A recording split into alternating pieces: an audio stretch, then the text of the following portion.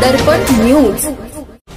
हुपरी येथील मुस्लिम सुन्नत जमियतच्या वतीने उभारण्यात आलेल्या अवैध मदरसावर तात्काळ कारवाई करा, हिंदू राष्ट्र समन्वय समितीचे मुख्याधिकाऱ्यांना निवेदन।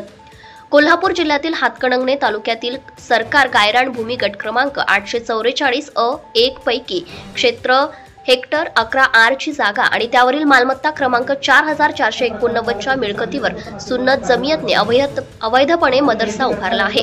या ठिकाणी वीज, पाणी यांची जोडणी असून खूप नलिकाही खोदण्यात आली आहे। या संदर्भात अनेक वेळा निवेदन देऊनही त्यावर कार्यवाही झालेली नाही। या संदर्भात जिल्हाधिकारी यांनी 2 ऑगस्ट 2024 ला हुपरीच्या मुख्याधिकारी यांनी श्री नितीन काकडे यांनी दिलेल्या निवेदनावर कार्यवाही करा असे लेखी पत्र दिलेले असताना देखील त्यावरही अद्याप कोणतीही कार्यवाही झालेली नाही। तर या संदर्भाने मदरशाचे अनधिकृत बांधकाम तात्काळ तोडण्यात यावे या मागणीचे निवेदन हिंदू राष्ट्र समन्वय समितीच्या वतीने हुपरीचे मुख्याधिकारी अजय नरळे यांना देण्यात आले। या संदर्भात 22 सप्टेंबर अखेर त्यावर कोणतीही कार्यवाही न झाल्यास 23 सप्टेंबर पासून सनदशीर मार्गाने उपोषण आणि आंदोलनास प्रारंभ केला जाईल अशी चेतावणी निवेदनाद्वारे देण्यात आली आहे। या संदर्भात मुख्याधिकाऱ्यांनी लवकरच योग्य तो निर्णय घेऊ असे आश्वासन दिले आहे।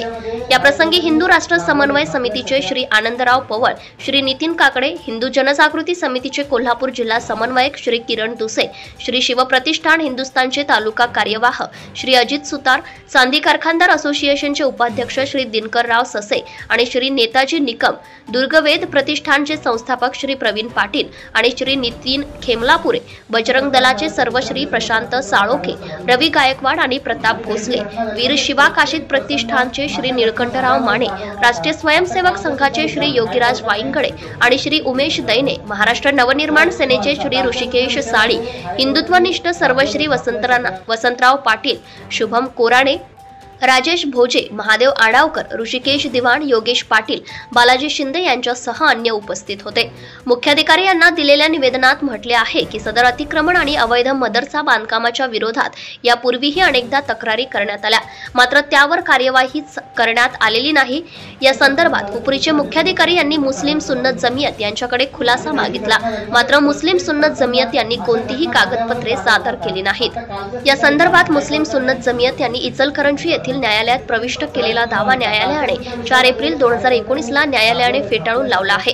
तर या जागेच्या संदर्भात सध्या कोणताही दावा वाद न्यायप्रविष्ट नसून सदरचे अतिक्रमण निष्कासित करून भूमी खुली करण्याच्या संदर्भात न्यायालयाचा कोणताही मनाई आदेश नाही अथवा स्थगितीचा आदेशही नाही। शासकीय गायरान भूमीवर असलेली अतिक्रमणे तातडीने निष्कासित करावीत असे आदेश महाराष्ट्र शासनाने निर्गमित केले आहेत। तरी मुख्याधिकाऱ्यांनी हे अतिक्रमण तात्काळ तोडण्याचे आदेश द्यावेत।